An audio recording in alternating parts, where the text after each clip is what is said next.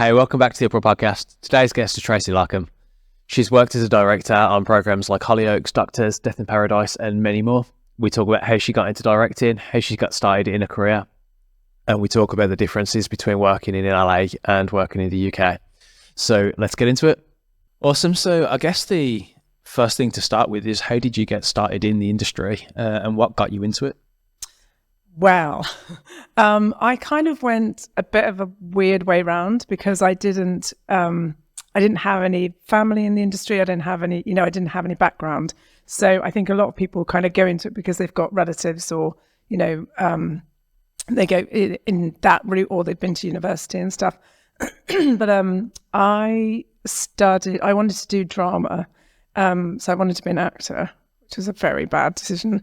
And so I studied drama, and then I did college and did TV studies, I guess, and film and drama diploma, which was basically like fame on acid. It was just mental. There was loads of, it was a bit pretentious really now when I think back, but it was really fun because you got to do everything. So you got to do theatre studies, fencing, ballroom dancing, and all sorts of stuff, and music as well, which is really good. So that was great. But we had a TV studies course running alongside of that. So I kind of got into that, and I just really loved interviewing people, actually.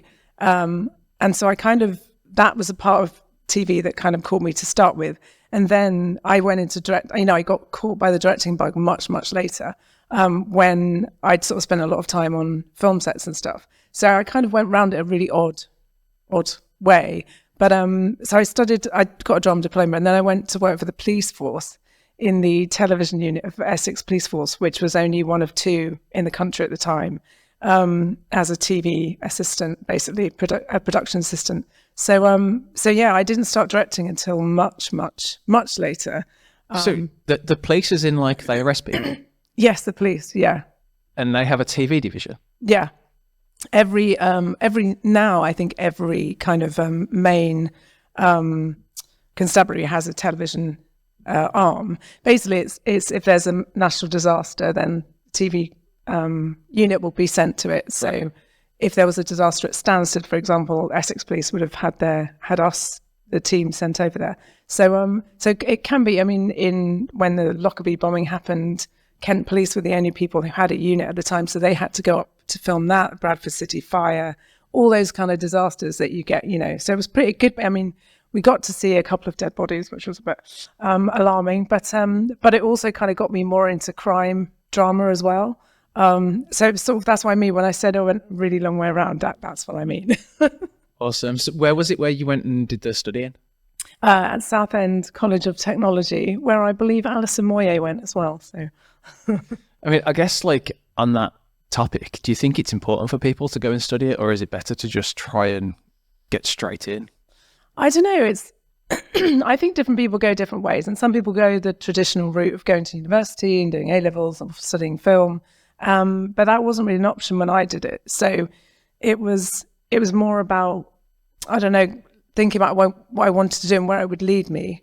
And it led me all sorts of places. I worked in advertising for 6 years, and then went to work at the BBC. So it was kind of, very roundabout way of doing it. But no, I think if you, because also a lot of the time you ask people of 16, 18, 21 what they want to do, and they don't know. And I don't think they should know necessarily, unless you have a really definite path. I think it's kind of all right not to know. And I think that's the thing, is the pressure is on for people to go, oh God, what do I want to do? And when people say they fall into things, a lot of the time they do, because it's just a circumstance of, people you talk to or things you see and stuff. So yeah, I think knowing what you want to do isn't as important as just knowing that you want to do something and going out and doing anything. Yeah, like definitely. It doesn't really matter what it is. Life experience will lead you to things, and you'll either decide that you like them or you don't like them. And when you do like them, then you can move more in that direction. Yeah. And I think it's not like knowing the exact direction, but being like directionally correct. Yeah. So if it's that way, you've got a wide parameter. It doesn't need to be like that direct straight line. Yeah, no, exactly. I think the thing with directing is that, lots of people go to film school and they learn a traditional route, and it's the same with acting. A lot of people go to drama school, but there are some of the best actors have never been to drama school and haven't been kind of trained in that. And I think the same thing is, for me anyway, I learned by watching people and taking on things that I liked and some things that I didn't, and the way of dealing with actors and stuff like that. I totally learned from watching other people. So when you got your first directing job then, how did that come about, and how did you approach it? I had worked for in sport for the BBC, because I had designs on being a presenter. So I had a wonderful chat with Bruce from the BBC at Does Antiques Roadshow. Okay. And she said, look, just do what you know. And I played rugby at the time, crazily. And so I thought, well, sport would be a good thing. And then so I went and did some work experience at the BBC, kind of stayed there for a bit, and then went to work at Sky. I kind of got poached to go and work on the rugby at Sky.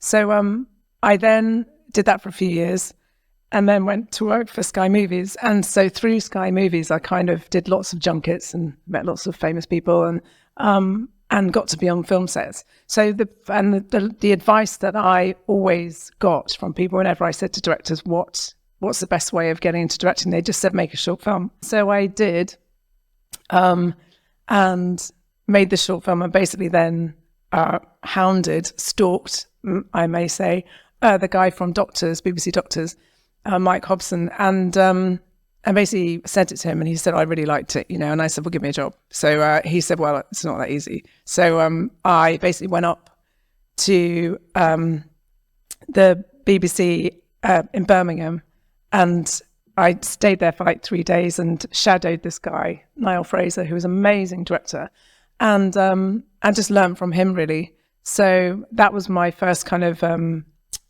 time on a proper TV set rather than film, and doing behind the scenes. So I learned so much from him and so much from Doctors, I know, and so many other millions of people have. But yeah, so then they finally, after lots of phone calls and chasing Mike and hounding him, he said, oh God, all right then, I'll give you a job. So he gave me my first block of Doctors. That was just, I was terrified. I was absolutely terrified, because it was the first time I'd ever had like a crew bigger than 6 people or 7 people to deal with. So on my short film, that was all kind of people that I knew, and so it was a bit less. It was stressful because it was shot over 2 days, but it was less stressful because it was my thing. So, was that just like a small budget? You'd put the whole thing together, or was it already happening and you found it to join? No, I got asked to do it, and then basically the script wasn't brilliant. So, and I said, well, maybe we should. We had Lionel Blair, who's a massively great and ex-entertainer now, past, already agreed to do it. And I said, God, if we've got Lionel Blair, we must make the most of him. So I said, can't we write the script around Lionel Blair? And so the writer was like, oh, I'm not really sure. Anyway, he kind of just went, oh, actually, I don't want to do this anymore. So I wrote the script. And then all the kind of, the people were sort of in place, but we literally got people to do it in their own time. We borrowed a coffee shop to shoot in. We didn't have to pay for it. They just said, as long as you're out by 6, you can have it. So we were really lucky, and I think a lot of people in the industry just want to work. That's the thing, is that it doesn't matter what they're doing.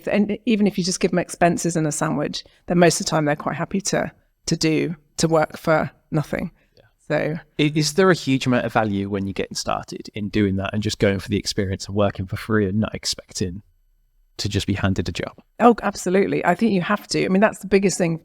The biggest bit of advice, one of the biggest pieces of advice I would give is go and do work experience, go and shadow someone, and don't expect, it's not going to be a scheme, or it might not be, you might not get expenses, you might have to just pay for things out of your own pocket, but that is, and then go and ask questions, go and be enthusiastic, go and make the tea, go and do, and then listen, just be a sponge, listen and learn and watch people, and see what they do. Because also going back to what people don't, that people don't necessarily know what they want to do. If you go and do work experience and you observe every role on a TV set or whatever, whether it's sound, makeup, costume, design, the runners, the first ADs, then, you might go, oh, actually, that I don't think that's for me. But if you kind of try and spend a bit of time in each different department, then you can see what you might take your fancy and what you might want to do.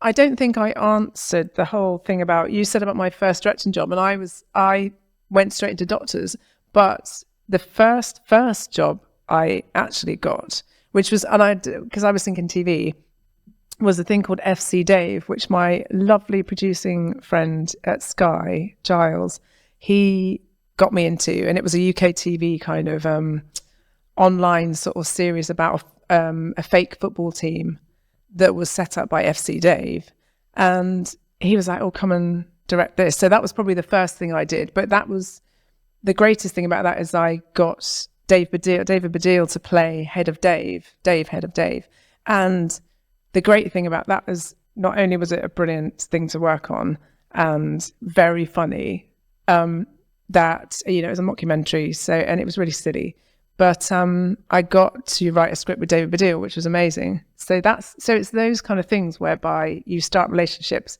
and it's something that, yes, I did get paid for, but it wasn't, it was an online thing and very small. But the thing is, then it can, depending on how you are with people and you keep those connections going, and you can move forward with them in the future, which is a really big thing. So how long had you been working in the industry then at that point?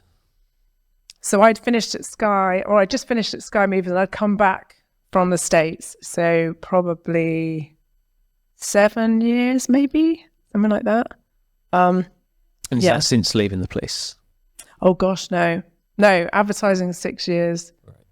And then BBC 2 years, Sky 3 years, and then Sky Movies another year.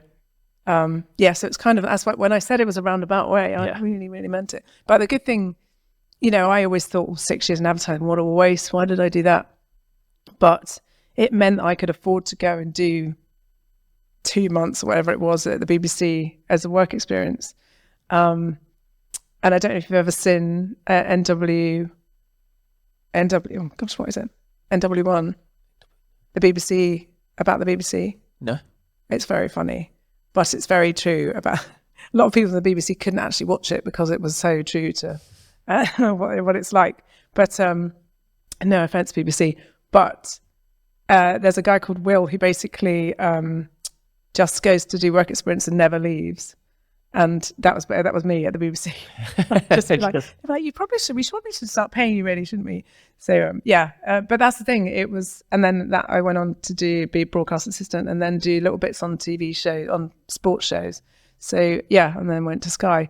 So but all those things mean that I've just been asked to do a film on a runner because of my sports background. So you kind of go, oh, it was a waste of time doing all that stuff, but actually it never is. So I think and advertising again, that now have a very good understanding of how I would market something because of that advertising background. So it all helps, and working with people, collaborating with creatives and stuff like that, it all helps, every bit of experience. And no one must ever think that the experience that they have is not relevant, because it is. If it's you're doing the whole thing, or it's your film, are you involved in the marketing and the decisions and how it's going to happen? I would try and be, definitely. Are you involved in like the trailers and that sort of stuff? If you can, and because it depends on who's making them. But I would always ask to see the trailer, because also sometimes they put shots in the trailer that then aren't actually in the show because they make the trailers a bit earlier. So it's always good to get eyes on it and go, actually, that's not in there, or we've cut that person out. So it's always good to, just for communication's sake, to have a look. But I think because of my advertising background, I am quite hot on that, and also because of doing EPKs and stuff, I kind of, and we used to make trailers and stuff for the shows, the movie shows. So you sort of know what looks good and the best way to kind of tell a story in that short space of time. Awesome. I guess, if the trailer's bad, then no one's going to watch it.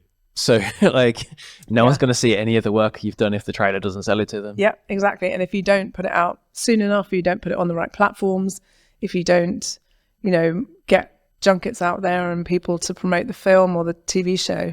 And again, it depends on how the actors feel about the show afterwards. You know, they might have gone, oh God, I really wish I didn't do that. Has the streaming platforms really changed how the industry works? I think they have, in terms of the amount of shows. I mean, there's just so many shows now. I mean, someone said to me, oh, have you seen this? It's amazing. I was like, I literally haven't even heard of it. And yet, when the days of terrestrial, when it was just 4 or 5 channels, you'd seen, you know, you knew everything that was on telly. So that has changed. In the variety of things have definitely changed. I mean, you never would have seen something like Shrinking or Severance. I don't know if you've seen Severance, but that's pretty crazy. Or Baby Reindeer is another example of something that you go, wow, that's really kind of out there. But they're hugely successful because they're just things people are able to take a different look at a subject and go, oh, why don't we try and do this? And there's money, you know, there's money there. So not everywhere, but there is money out there. One of the questions then is, what specifically does a director do? And how does it differ between TV and film? Because my assumption, I could be completely wrong, is that there's more control in a film because you're doing the whole thing, whereas in TV, there's different directors for different episodes. So does that sort of diminish the amount of input that you're able to have? I think it depends. It depends on the show, really. So I would say with a short, so if you're doing a short film, then yes, you do have control because you have the script and you basically get everyone in, and then you have control over the edits. So, and then you have control over where it goes. So that's great. If it's a feature film, it really depends on who's put the financing in. And if it's a film that, say, has been commissioned by a channel, so like or Film 4 or whoever, or BBC Studios, then they will have a certain amount of control. If you're doing an independent film completely financed by backers that you've kind of picked, then you have more control.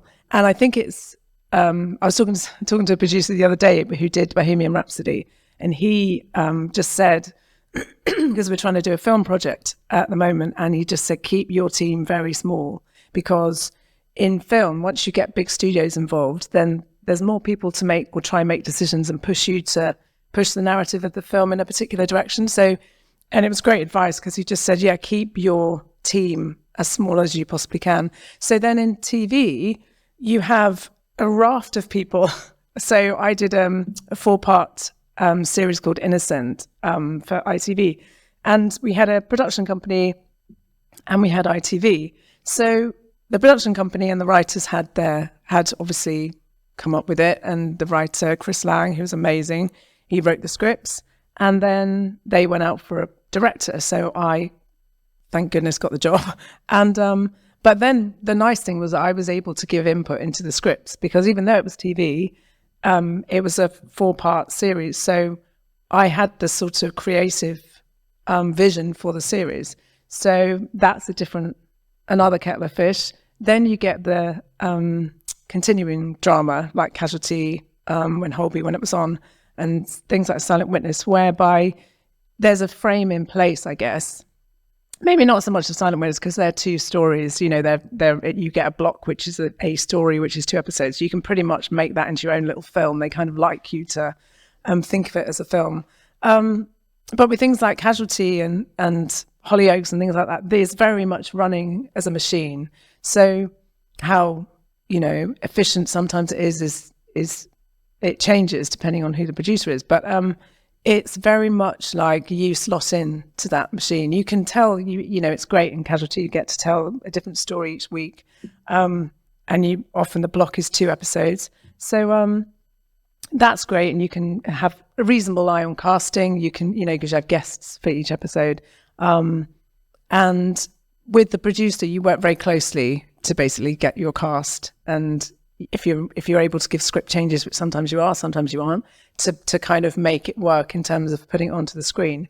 Because obviously the writers have a particular vision, but without the location in mind. So once you found a location, sometimes you have to alter things in terms of the script to make it fit, make it work. So yeah, so that's probably the 4 different areas really: short film, feature film, limited series and then TV series. So I'm not sure if I've answered your question, but anyway, so it does differ. What is the benefit for a TV show to have different directors on different episodes rather than having one director that's just like, this is your season? And why wouldn't that create more continuity? Well, nowadays, actually, quite often, if you've got a 6-parter, they will get one director to do all 6 parts. The problem is it makes the pre-production time much longer. So you can't shoot and prep at the same time. So if you split something into 2 blocks of 3, so you have one director doing 3 and another director doing 3, while you're shooting, the second director can come in and prep their 3 episodes. So when you have 6 episodes to prep, that's a much longer prep period. The upside is you can use the same crew, the same DOP, the same first assistant director, and then the shoot also is much, much longer. So the commitment for the actors is much longer. So there's kind of swings and roundabouts, really. It is lovely as a director to be able to do a whole thing because it feels very cohesive. And but if you get 2 directors who work well together, you can make it feel seamless. And that's the key, I think, is that collaboration is a massive, massive thing in TV, and film, in everything really, because you have to be working towards the same goal. And that, I think that's the big thing, is you can't have in those things, someone kind of totally going off piste and make it a bit crazy, because there's not always the budget for that. I guess then what does the process look like from you being offered or accepting the offer to direct, and that pre-production, what goes on before you actually get to turn up on set? So I guess the main thing is script, is you get into the script and you absolutely go through it with a fine-tooth comb and make sure that everything works in terms of how you bring it to screen logistically. So that's the first thing. And then if you're able to, which most of the time you are, you can give script notes back to the writer and they come back and you can either have a chat with them or whatever. So that's kind of the first thing I do, is break down the scripts and make sure that everything works. And then the next big thing is casting. So you have a chat with the casting director and then they set up. You come up with some ideas, this is the type of person we want, this is the age. And then the casting director will set up some meetings. And now, obviously, pre-COVID, everything was in person. And you'd have big casting days, 2 or 3 days. Now, since COVID, a lot of it, which is sometimes, some actors see it different ways, Others love to be in the room. Some just love to be able to have a go at 10 times doing their self-tape and sending in. But I kind of prefer meeting people, because then you get a vibe from someone when they come in the room as to what they're like. But yeah, so the casting process, and that, again, sometimes that can just be in TV, can be the director and the producer who basically have the say, and then they just get the okay from the exec. In a bigger production, it goes through 4 or 5, 6 different people who may have different ideas or may have already got their eye on someone to be the main part. Say, for example, with Innocent, Catherine Kelly was very much the top of the list, and ITV were like, this is who we want. So sometimes you don't necessarily get a choice. And that was an amazing choice. But yeah, and then locations is a huge thing, because that's when you know whether your script will work or not, and how flexible you need to be to tell this story, but also be realistic about budget and stuff like that. So you can sometimes get a location that will work for 2 or 3 different areas of the show, the series, or whatever it is. And so you have to be really kind of open-minded about what you want. You can't be so specific, because it's just not realistic. Do you always get to see the locations before, personally, or is it just some pictures? You absolutely choose them. So ideally you want somewhere that's tropical, so you can go check it out. That's always nice. Yeah.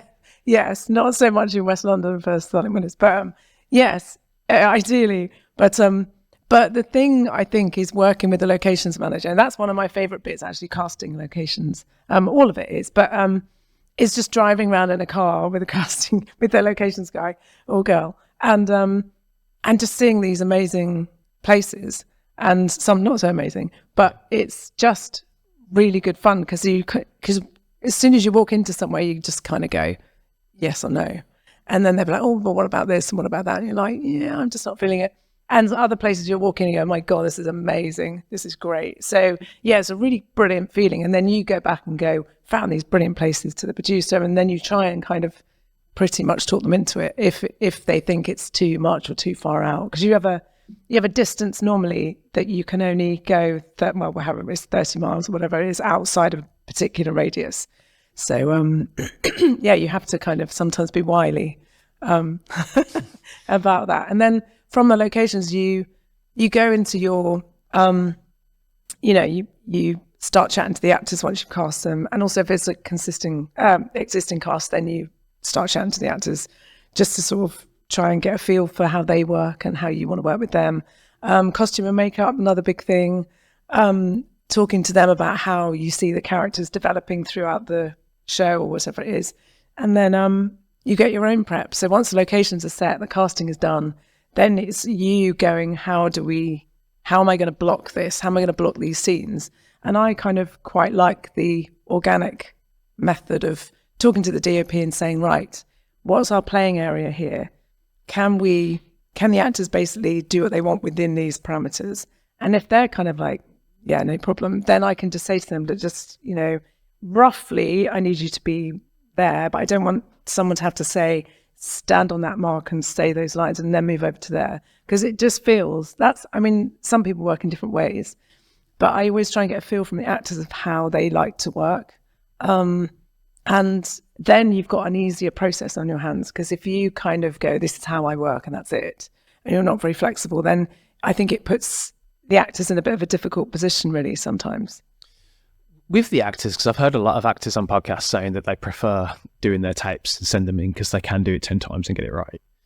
Do you, if you like the tape, then still have to bring them in and meet them in person and do tests to make sure that they can actually do it and they haven't just done 300 takes to... I think if it was me, I'd practice for like 6 months, get my one line right. That luxury. I think it's more that is whether someone can take direction or not. That's for me, because if you know that someone's given a particular performance, but then you go, oh, would you try it like this? And then they do the same thing exactly again and again and again. Then you kind of go, because sometimes you do need to give notes and you do need to say, shall we, because you've got a way of thinking about how you see it, and so have they. But there's also the thing of like, actually, no, they're right. I wouldn't have seen it like that, and they've done it like this. So, but I think it's the having the discussion, and sometimes it's a bit late when you get on set. So I would rather, if we've got someone in mind, and especially if it's a big part, if it's not a massive, massive part, I mean, a lot of the time you can chat to someone on Zoom and say, what do you think about, how this character's going and where, their kind of journey and the options that you can have. So, yeah, I think I prefer meeting people, but it is a lot of time and effort for them. I mean, I've had castings where people have come from Scotland on a coach, and then they've been in for 10 minutes and they're not got the part. And you're just like, oh God, no one can afford that. So I do get it. And I do completely, I think taping is definitely the way forward, but it also, if it's bigger parts, and I think you do need to either have a Zoom or meet with the person just to kind of just check that you're on the same wavelength, I think. Is there a big difference then when you're going into something like Hollyoaks that has an infrastructure around it to sort of the prep that you have to put in? Because if there's locations and stuff that they've been using for a season or a few episodes, like, is there just less work on one of those, or is it more because there's so much going on? Yeah, there's less. I mean, yeah, everything's kind of set up for you in the studio. There's very few locations you ever have to find in places, in shows like Hollyoaks. The thing with Hollyoaks is that, there is a joke in the industry, and I love Hollyoaks, which is Hollywood in the morning, Hollyoaks in the afternoon. And basically that is absolutely quite often, even in big series, you're just like, oh, we've got loads of time. And then something happens, like it rains or there's some problem. And then everyone's like, kick, bollock, scramble at the end of the day to try and get everything done. But But the thing, I mean, Hollyoaks, like Doctors, is an amazing show whereby so many people have learnt their craft. And it is all about reacting to things last minute most of the time, because, you know, there'll be a last minute script amend. That means you have to shoot something different, or the actor's like, oh my God, I haven't learned those lines. And that is just how it goes. And you just have to work with it, because it's not always going to be perfect all the time. And I think that's the thing. That's what's so great about those shows, is that you just learn and to react at the time. And the prep time is less, because you're right, the locations are mostly there. The cast are pretty much there. The difficulty, I think, with that is then getting to chat to them, because they're always so busy. I mean, they might be running 3 units at the same time. So the actors just haven't got a clue what they're doing. In a, you know, not in a bad way, but just because they're flitting from, you know, they can be going from, you know, between 12 episodes, because you shoot 4, I think it's 4 or 5. So they could go from your block, your unit, to shooting something that's happened 3 weeks ago in their timeline. So the biggest thing in doing dramas like that is your prep, is making sure you know exactly where that actor is. When they come to you, you go, right, this has happened. You don't know this yet, but you do know that. And that's the big thing for them, is that they look to you and go, where am I in this story? And you have to know, because if you don't know, you're like, they're flying blind. So I think that's the biggest thing in terms of prep for those kind of shows, if there's different units running. Yeah, I'd never considered that they would actually be having different directors for different things at the same time. That's crazy. Yeah. How does it work then with the post? And you've finished everything on set. How involved then are you on the edit? You're in the edit. So the editor will be on board from the day you start shooting. So they will, as soon as, you know, the rushes go through, they have a look. And then I always say to the editor, because usually you pick your own editor. Again, continuing drama, you don't normally have that. But you have a chat with the editor and just say, look, I'm not necessarily going to watch the rushes. Sometimes if it's something you're worried about, then you do. But I tend to think it puts me off a bit. What are the rushes? So they're the daily, the footage you get each day from filming. So they're called rushes, and they go back to the studio, and then the editor starts logging them and ploughing through them. And then they'll start putting together kind of a rough cut of the episode or whatever it might be. And I always say to them, look, if you feel like there's something missing from that scene, we need a close-up of something, or, you know, we need something else, or we're missing something, then just tell me. But other than that, you don't really chat to them and properly unless I'm worried about something, unless they're worried about something. And then you get into the edit suite, or they'll send you something to look at, you know, send you a rough cut. Again, during COVID, it was all remote, so that was interesting.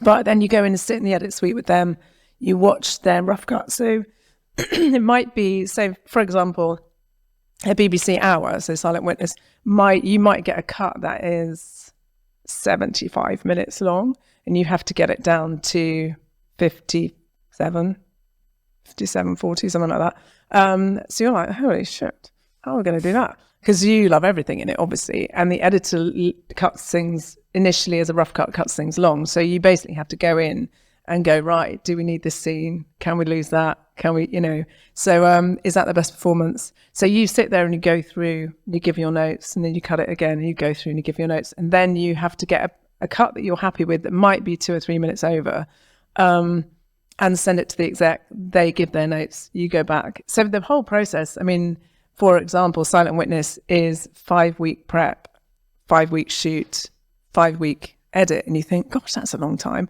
But actually you need that 5 weeks, because it goes through different chains of people to give notes. So yeah, that's the process really, and it's quite intense actually. You think, God, I'm in post, brilliant, I put my feet up, and most of the time I don't sleep because I'm thinking, I'm running through scenes in my head. I go, I've got the best performance, is that, or should we be doing this? And so it's actually just as taxing, I think, as the shoot. But I guess it's 3 completely different skills. Yeah, definitely. Like the whole planning and putting together must be totally different to sitting with an editing screen and actually chopping it together. Yeah, I mean, I don't obviously do press a button. Yeah, but like having the vision and seeing where it needs to happen and taking it from that raw footage into something that actually is like what you had in your head.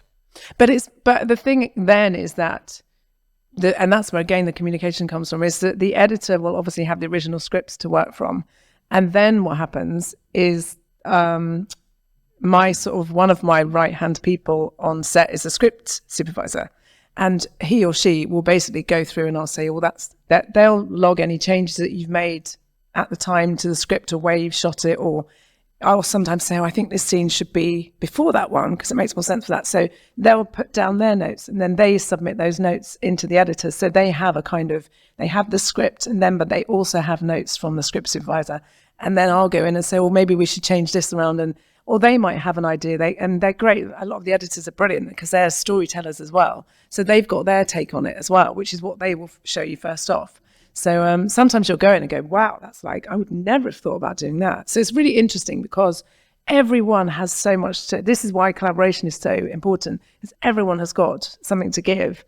And you have to be, well, it's a bonus for you if they're good at that, because it means you're not doing everything, which is sometimes a bit daunting. So if it is something where you're in control of the entire thing, do you have to literally find every person, or are you finding heads of departments and they're putting people in? Yeah, that quite often that does happen. And again, it's a collaboration with the producers where you go, we've got this great director of photography, and I've got a few lovely favourite director of photographers that I love working with. And so I'll go, oh, can I have this person? But again, if it's a film, then I'd say, yeah, we're having that person. And then they will bring their team with them, because a lot of the time director of photography will have teams of cameras and camera assistants and people that they always work with, and gaffers. And What's a gaffer? So there's loads when I watch the credits on something that I see words and I'm like, what the fuck? Best boy. I see that all the time and I'm like, right, I want to be a best boy. I don't know what it is, but I just want to be able to tell people I'm the best fucking one. Boy, I know, right? So a gaffer is when the director of photography says, right, I want this lit and I want that lit and I want that light over there, and then the gaffer's in charge of basically getting the sparks. Here are the electricians, and they will take the lights and put them up as to where. So the gaffer and the DOP work very, very closely together. A grip is somebody who carries equipment around and sets it up, and the grips also, they are in charge of, if you're doing a tracking shot, they are the ones with the gentle touch where you go, I don't want to go too fast, I want to go like take these off this, this push in, and so the cameraman will be sitting on the dolly being moved in by the grip, and they are the most talented people. So yeah, so they're it's kind of a whole world that you go, oh my goodness, these people. And then sometimes it's a big world, you're like, my goodness, how am I going to learn all these names? So most of the time just give people nicknames. It's much easier. Call everyone dude. Lovely. That's what I call everyone. How big a team are you looking at then, if it is sort of like a 6-part show, like roughly? Gosh, I think it depends. So I did this show called Catch Me a Killer in South Africa, and that was quite a big team of people, because it was a big, I would say probably 50, maybe 60 people. But that's just mainly, that can just be on set. Then you can have, more people. But Silent Witness, for example, I would say, gosh, I'm going to get this wrong, aren't I? 40 maybe. But then that's not counting the production team upstairs. How many would report to you, or how many would their bosses would? Most of the time, like you say, there's heads of departments, so they will report to them. Yeah. And then someone will come and say, well, can we, what do you want for this? Or so the only people that really, in fact, no one really reports to me. That's the way to put it. I know, yeah, exactly. I'm just like, but yeah, they just they might ask me questions and stuff like that. But it's most, so my kind of team, I guess, and my first assistant director, director of photography, they're the core and script supervisor are my core kind of team, but then they've got their own teams as well. So yeah, it's kind of it's complicated. You spent a bit of time in the US in LA. How did that vary to working in the UK, and why did you come back? I'd be staying there. So, well, I guess so. When I worked at Sky Movies, I was a producer at Sky Movies. So, and I was like, this is great, but I wasn't sure where creatively I could go from there. So, and I wanted to make things. So I basically said, right, I am going to go to LA for a year, 6 months. And I'd met someone on set, this producer who was working at the time with Graham King's company, and who did The Departed. And he was like, if you come to LA, look me up, let's, keep in touch, blah, blah, blah. He said, whatever you do not go on Craigslist and find an apartment. He said, because, you'll never be seen again. So I was like, sorry, Craigslist, but that's basically what it was like at the time. So anyway, got in touch with them, and he had another lady that worked from there. And the lovely thing about the Americans is that if they say something, they mean it. We're a bit like, we can be a bit flaky, can't we? Oh, yes, we'll definitely see you when you come over. But he was like, no, absolutely, come and find me. So anyway, I stayed, not with him, but with another woman for 6 months. And then I found work with the UK Film Council, which was really interesting. So I wasn't directing then. I was basically, again, doing all my kind of like groundwork to see where I wanted to be and what I wanted to do. I knew I definitely didn't want to be a producer, that was for sure. So I just did loads of junkets, watched how people worked on set, interviewed lots of actors, tried to get into their heads to find out what they were about, which was really interesting. And then I just thought, oh gosh, I really miss my family. And I've done kind of what I wanted to do here, which was basically make LA not somewhere that was intimidating. So I made lots of friends, had a great time. I didn't really want anything from the place, which I think is the key, is going there not expecting to be a star or, not expecting too much from it, because it is an interesting place. But yeah, came back, and then I was like, right, what do I want to do? So I set up my own EPK company, which does all the behind the scenes and press stuff for films and TV. So because I saw lots of them when I was working at Sky, and lots of them were not very good. So I just thought, it's not rocket science, this is how you promote your film and TV series. So they should be good. They should be well shot for interviews, footage. And I just thought, actually, I quite like interviewing people. And again, I'm going to be learning more and finding out more about this world. It was, again, when I was going back to what I said about being around the houses process of being a director, that's kind of was another step towards it. So, I mean, you mentioned you knew that you didn't want to be a producer. What are the differences between producing and directing? Again, it's different from TV to film, but basically the producer is the person in a TV series, for example. The execs will hire a producer for a particular series. So, for example, Death in Paradise, the execs will go, they'll interview 4 or 5 producers for that series, and they'll pick the person that they think will manage best, and then they hire them. And then the producer then hires the directors. So that's kind of that. A producer on a film will have to also will put the whole team together. So they will go and find finance. They will go and try and get the project commissioned. They will find a writer. They will find a director. So it's a much bigger job. And they're very much on, they have to be on budget. They have to kind of, be more on it, I think. Not more on it, but it's a bigger job. So yeah, and then a producer is it's a tricky thing, really, because it is a lot about number crunching and being very much like, yes, no, we're not going to give them that. So they're saying to you, yes, oh yeah, we'll definitely be able to do that, and then sort of go, yeah, well, we probably won't be able to, but yeah. So you have to be a diplomat massively, but always be aware of the numbers. So, and that's why, and I enjoy being a producer, but I didn't like that side of it because it takes away, for me anyway, it took away the creative side of it. Is that more than like the business side of putting it together? Yeah. The director's more the creative. Yeah, but then you can get creative producers, and that's great when you get one of those, because you're just like, wow, that's brilliant, because they also have a mind on the creative side as well as the practical side, which is really helpful. What would be the difference then as the director between working with a bad producer and a good producer? Like, what would it be that would piss you off? I think it's tricky, really, because there are elements of producing that are very difficult, and a lot of that is, like I say, diplomacy, and a lot of it is communication.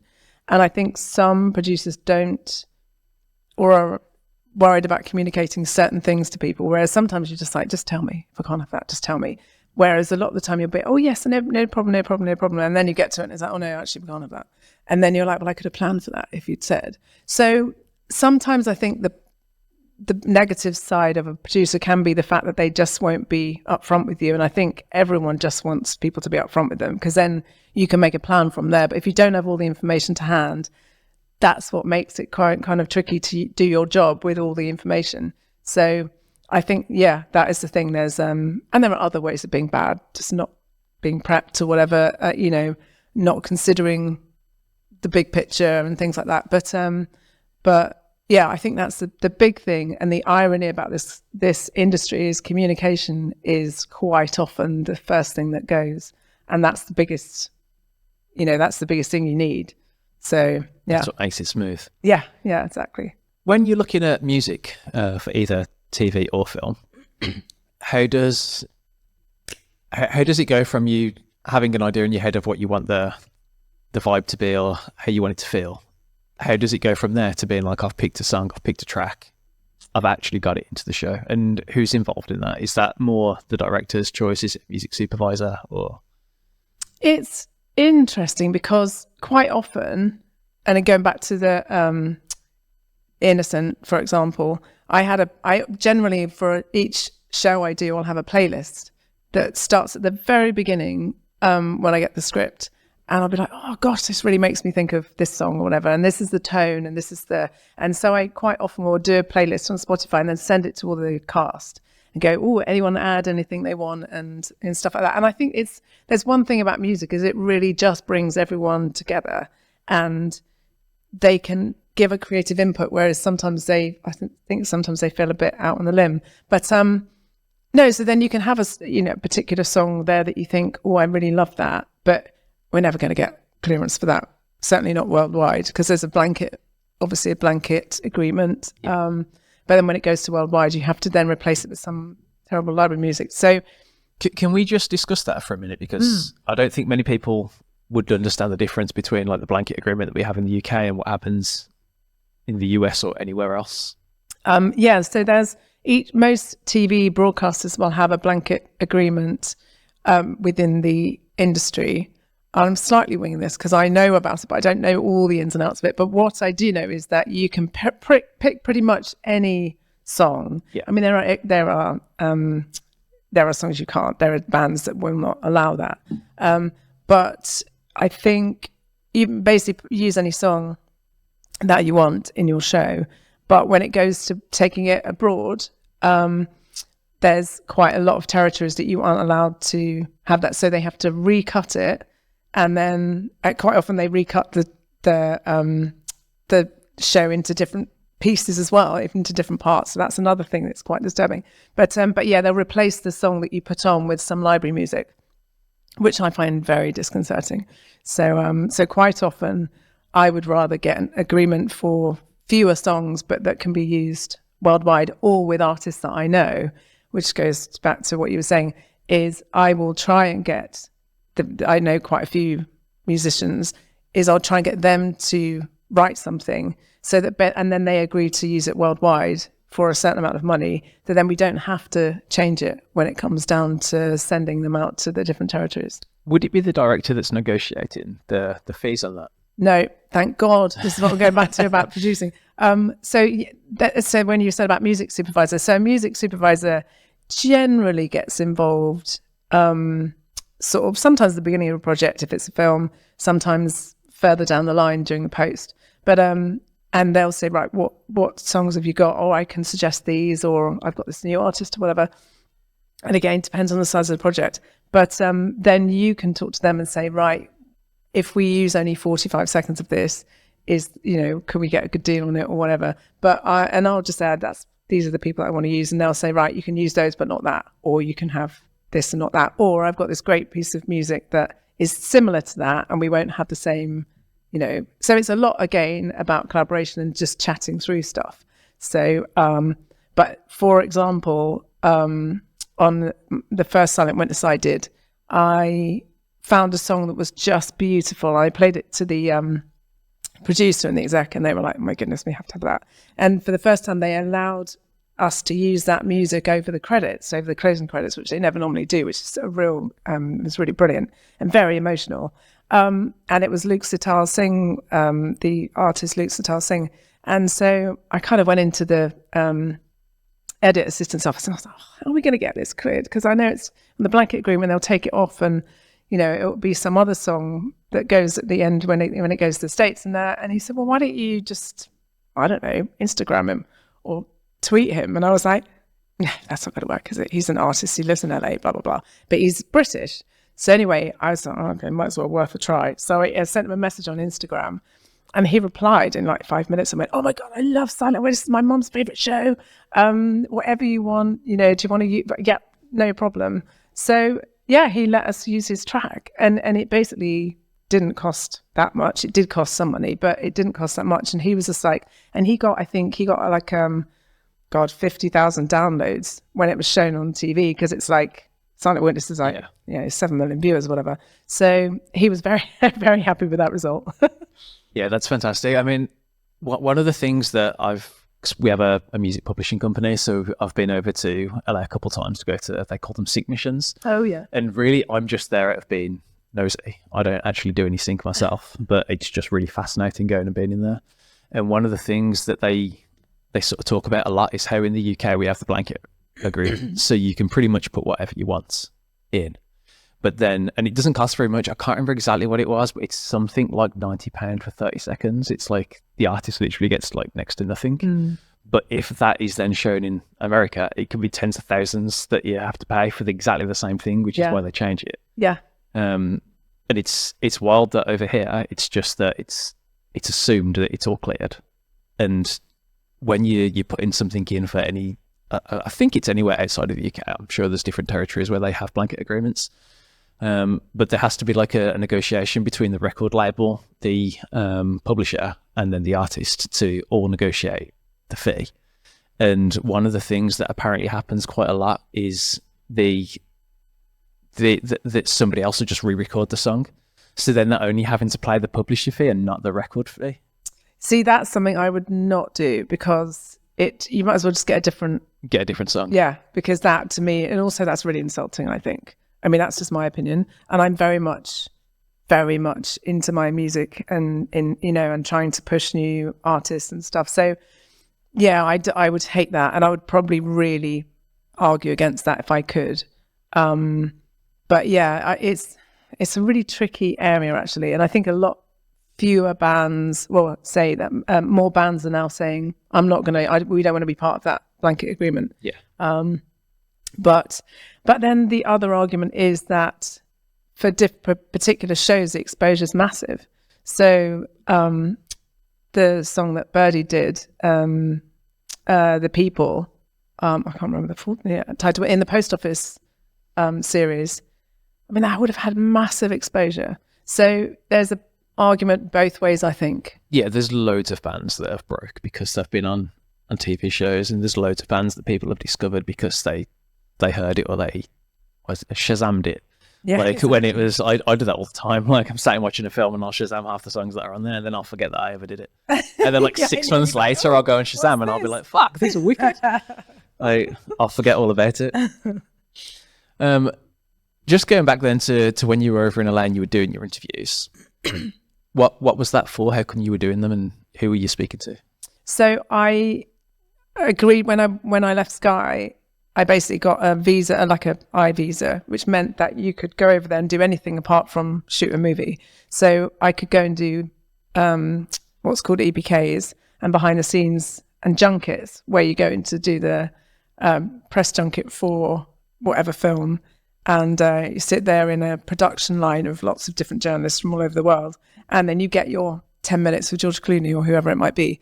And in fact, it's not generally 10 minutes would be a lot of time, but and so at Sky we'd get, right, you're doing this special on atonement, for example, so I'd go on set and do that, and then I'd go and do the junket for it in the Gloucester Hotel or wherever it is. And so then when I went to the States, I said, well, I'll do this for you over there. So they're like, great, okay. So I went on set for The Hangover, the first Hangover film, which was hilarious, and yes, it did interviews and got sent to junkets and stuff. So it was really interesting because it meant I'm going back to what I was saying before, I learned quite a lot about the industry there and how people how it's different to how we work here, just by nature of the way that people talk to each other. And, so it was a lot of, it was really interesting. That's awesome. I was going to say about the UK Film Council. So I worked for the UK Film Council over there. They have an arm in LA. And that was really interesting because you'd get big directors coming in and going, oh, I've got the script my friend's written, I wonder if we could read it and give some notes. And this would be, I don't know if you remember this director, Michael Apted, who is a huge director. He's sadly passed away now, but he came in and gave the script and I was totally in awe. I was like, oh God, I can't give script notes to Michael Apted. That's just shocking. And I was terrified. And he rang me up and he goes, we haven't done those notes. And I was like, okay. And I'd written these notes. It was a terrible script. It wasn't that he had written, it was his friend. And I was like, I just don't know. And he said, don't be afraid, just tell me. And I was like, no, it's really not good. So, and I said, but obviously don't take my, And he was like, no. He said, I think the same. But it was great because then, got to know him and we became mates and stuff like that. And then I came and did some shadowing with him over here. So it's kind of the one thing I would say is if you get an opportunity, go and take it as much as you can, make the most of it, go and chat to people. It goes back to work experience and being shadowing on set. That is the best thing you can do. It's the best way to learn, I would say. How much shadowing do you think you need to do before you're confident that you actually know the job? It's tricky, really. I mean, I did 4 days, I think, on Doctors, shadowing this. Niall Fraser was amazing, lovely director, and really, really helpful. And that's the one thing actually I've found is directors are really happy to help you if you ask for advice or you ask for, to come and shadow them. Then most of the time they'll be really happy to help and just support you throughout your process. So yeah, I had 4 days, but I mean, until you actually get there and physically do it, you don't really, and that's the frightening thing is you get on set and you're like, oh my God, I'm actually here. And everyone's looking, and that's the thing is everyone's looking at you going, what we're doing. And that's when you just really need to have done your prep properly and not winged your way in and not bullshitted your way in, because that's where you're totally exposed. So yeah, I would say. Have you seen that happen with other people? Not, no, I mean, because obviously I've seen it happen to actors where they've not learnt their lines and then they've made them up as they go along. That's quite funny. Not for obviously other actors, but no, I haven't. I've heard stories about people who've done it, who've just not prepped, got there on the day, looked at the scripts and gone, right, yeah, just do that. And it's, as we say it in the industry, someone's, just phoned it in. But I think it's just such a, I mean, I get too stressed for that because I just need to, if someone asks you a question, I need to know the answer. And that's the biggest thing is it's like if someone comes to you and says, what happens now, or what we, in the story, is this happening now, or have I already done this? You need to, because they need to be able to trust you in terms of the actors, and in terms of the crew, they need to have confidence that you know what you're doing. Well, I guess if you've done 5 weeks actually working on it, you should, assuming you're invested in actually what you're doing, you should know the answers by that point. But it's different, your 5 weeks is spread over, it's doing a whole episode of different scenes and different days. Yeah. So you're doing different stuff every day. Yeah. So if you've put loads of work into one particular scene and then not really thought about another one very much, that's when you get, you're fully exposed, because that will come back and bite you on the arse. So that's why every night you're there looking at the next day going, right, okay, And then, you might message the person and go, well, just check we've got this there. And we've got message someone from design, and we'll check we've got that photo for them to look at. So you have to be across every detail so that you don't get tripped up. Because on set, you just don't have time. That is the big thing, is that on, say, a show like Doctors, which is sadly not with us anymore, but, I think the most I shot in a day was 22 scenes. And the mostly you'll do in TV is 7 or 8. So that's the difference. How long's a day? So it would be mostly 11 hours, sometimes with a break. I kind of like the continuous day, which is basically everyone just kind of takes their lunch on the run. But it differs depending on the crew. But you always, again, it's another thing where you go, well, what would you prefer? What do the crew prefer? And a lot of the time they prefer rattling on through and finishing an hour earlier than they would do. So yeah, it just depends. When was it, or what was you working on, where you thought, I've made it, I'm legit now, it's like, I'm a real director? I don't know if you ever really... I mean, I'm classic imposter syndrome. I always have that thing where I think someone's going to tap me on the shoulder and go, off you go back to Essex.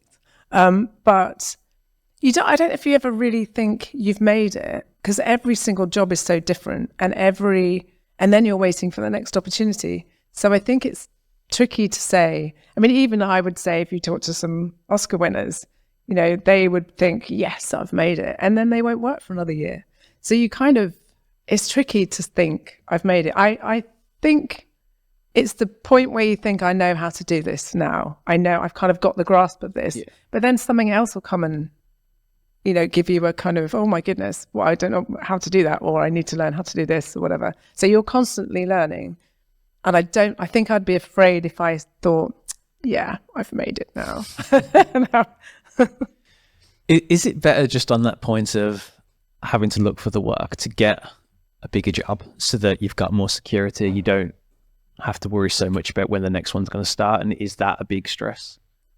It is a huge stress. I think for most freelancers, it's, a constant worry. The Uber driver on the way here was saying, oh, have you got a holiday planned? I was like, no, because you just can't, because you never know when a job's going to come up. I mean, the brilliant thing is if you're finishing a job and then you get another job off the back, or starting in a certain amount of time, then you can plan. But it's always pretty much short term, unless you're on a continuing drama and you go back and forth. On Doctors, I was there for kind of almost a year and a half, I think. So, is it an agent that's bringing that work in, or are you finding it yourself? It depends, really. Actually, sometimes I think it depends on how proactive you are, and again, because I never assume anything, I am quite proactive and keep contacts of producers that I've known or worked with or whatever. So I think it's a split between the two. Sometimes the agent will obviously hear about other things through their network. So yeah, I would say it's kind of half and half, depending on how much you want to put in, how much work you want to put in yourself. If somebody was looking to get started in this and they were just looking at it to be like, where can I make the money? Which are the sort of the roles where that's a better paid job than you're on set but you're not earning anything?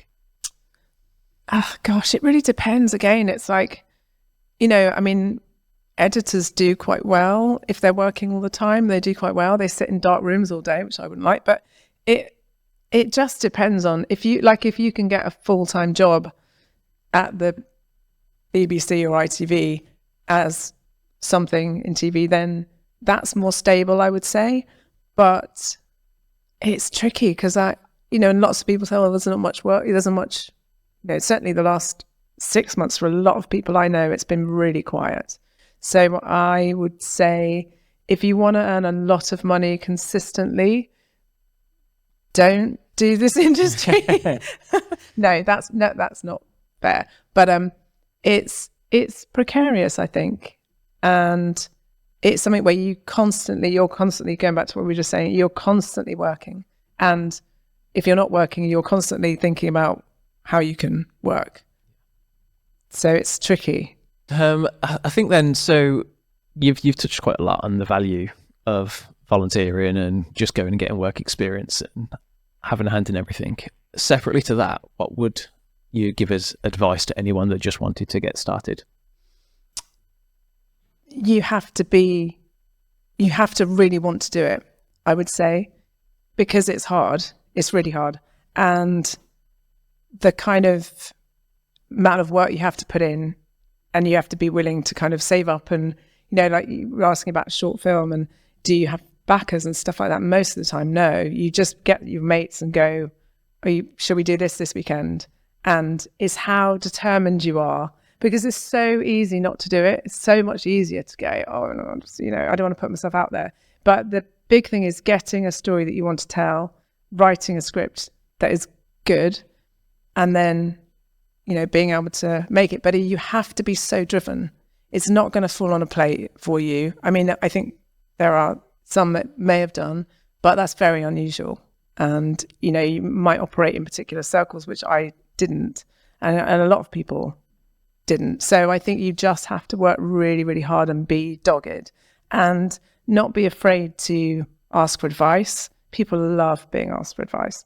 And so that's a definite thing as well. And like I say, go and ask if you can shadow. I mean, it is more difficult nowadays, I think, than it was, because people want to have a set scheme and have a kind of, formal thing. But quite often, if you reach out to someone and say, would you mind meeting me for a coffee, or could we have a quick chat on the phone, then most people are really happy to do that. But yeah, I'd say get advice from people, have a set kind of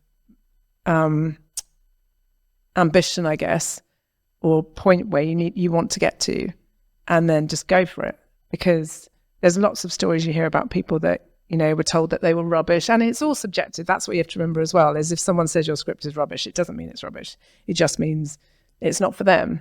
But you should never be downhearted by that. You should just go and ask someone else and get some advice or some notes, as a small example of that. But just because someone says they don't think you're very good, or your story is very good, that doesn't mean it isn't. On the topic of ambition, have you reached yours, or have you got things that you're desperate to achieve still? Oh no, I'm way beyond that. God, no, I'm literally not even, I don't really feel like I've even got started.